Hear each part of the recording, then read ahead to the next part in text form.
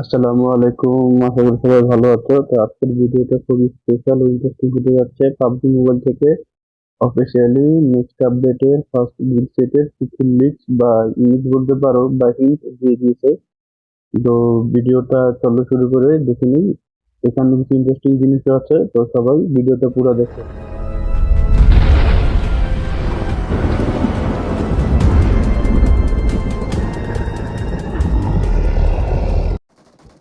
তো নতুন গিল সেটে দুটা আউটফিট আসবে, একটা মেল একটা ফিমেল, দুটাই জোস।